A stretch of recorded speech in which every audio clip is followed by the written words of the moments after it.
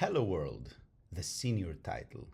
Like a war badge, the word senior before the job title shows that a person has achieved a level of recognition in their field.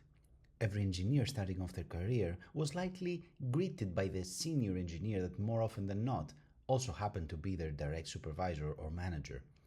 There can only be one question in the mind of the ambitious newcomer. How can I one day also become a senior engineer?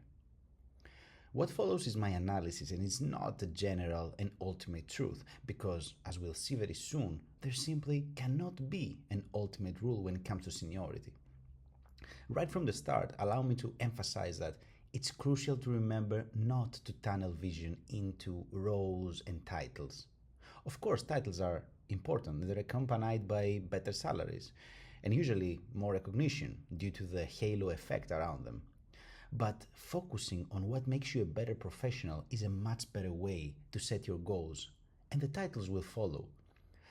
The goal at the end of this video is to also present those traits that someone needs to develop to become a senior engineer, according to my opinion. So what are they? Is it about the number of years of experience, or is it about how good you are? If so, how would we measure how good you are? Or maybe it's the engineer that happens to be the most years in the company. So they basically become the senior based on product knowledge. Maybe it's the manager that becomes a senior, or the senior that becomes a manager. Could be a chicken and an egg problem. The situation becomes even more complex as many companies introduce more levels to the hierarchy. Staff engineers, principal engineers, and then splitting even further those levels by putting a level within the level, like principal engineer 1, 2, and so on. With that said, we arrive at the first conclusion, probably the most important one. Seniority titles are company specific and not globally applicable. What one company calls a senior could be not enough to classify as a senior in another company. Or in this other company, since it could be smaller, they could be a principal engineer. The title really only matters within the company that offers it. And if this is true, then the criteria to become a senior, if they exist, only makes sense that they are also company specific. I mentioned a few moments ago that there cannot be a universal truth, and this is exactly the reason why. A senior title is not something that can be achieved and be worn as a badge universally. This is also why you should not obsess over titles. Every company makes their own criteria. From the perspective of the junior engineer now that wants to ascend the hierarchy, then what you need to do is request those criteria from your direct manager. Ask what they are. How can you reach the next level? If the criteria don't exist, then make a proposal to higher management to create them. It might not happen immediately from experience, but it's a change in a very good direction and will also showcase that you can take action, and this is simply a great trait. Let's now shift to the perspective of the engineering manager. It's essential to create what is called a level matrix. This is a table that defines how the different levels are split. You need to lead this creation that will classify the existing, but more importantly, the future hires. Those will be the criteria that you can follow to check whether a person is to be placed within your company, but also to use it as a guide to show your direct reports what they need to be doing in order to achieve it. This leads me to the final part of the video. What are the factors that play a role in the creation of such a matrix? What makes an engineer ascend the ranks? In my opinion, there are 6 main factors that play the most important role when it comes to seniority. Being autonomous, making decisions looking at tomorrow rather than today, affecting people outside your scope, your team, department, and platform, have a wider view of processes and tasks, mastery of the craft and mentorship without authority, and communication. All right, let's go one by one. Number 1, being autonomous. This is a very important trait of the more senior engineers. It means to try to carry out a task needing the least amount of support from the person that assigned this task to you. If you don't know something, find the necessary people to get the information. If you don't know who are the necessary people, then ask around who you should ask. Do not escalate issues unless you have made your own research and you have exhausted your resources. In other words, can I, as a manager, trust that when I assign a task to you, that you will get it done. And if there is a problem, you will report back in time and not sit on it until the last moment that it's too late.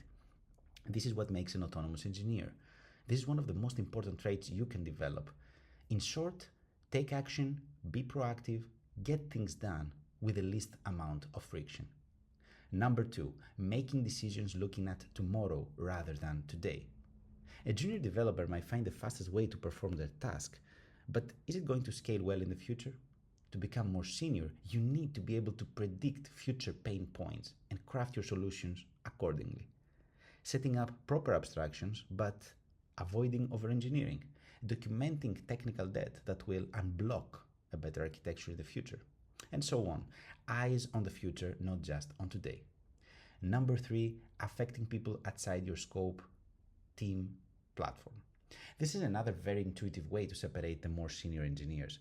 A junior engineer does the work that affects mostly themselves and a close circle around them. As the seniority grows, we tend to see the ripple effect of one's work affecting multiple people and even multiple teams and then departments. Let me give you an example. Let's say that a software engineer identifies a bottleneck in some process. So what they do is they propose and then they create a script that automates some part of it in order to speed it up.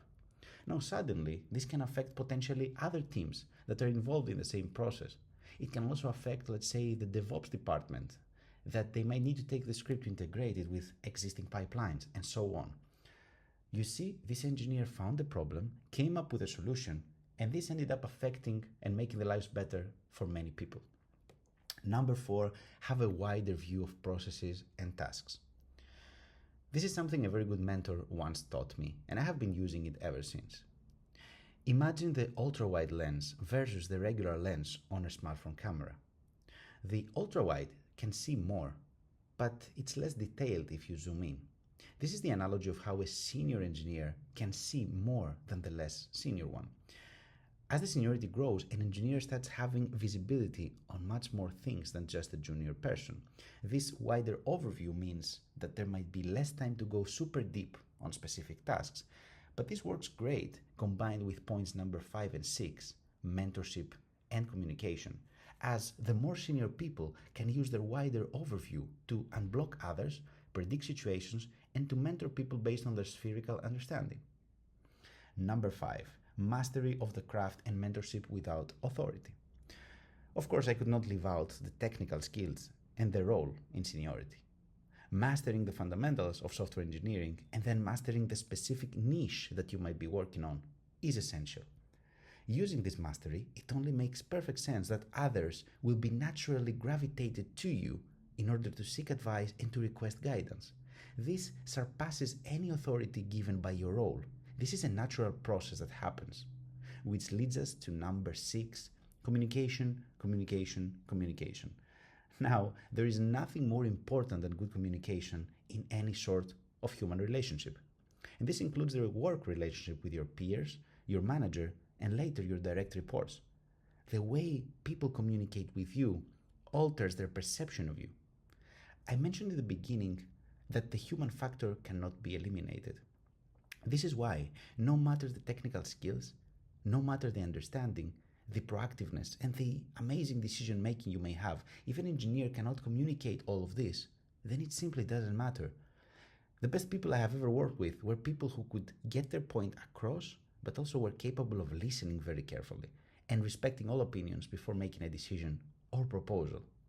A human makes a decision on your promotion, therefore we can never omit the human factor from the equation.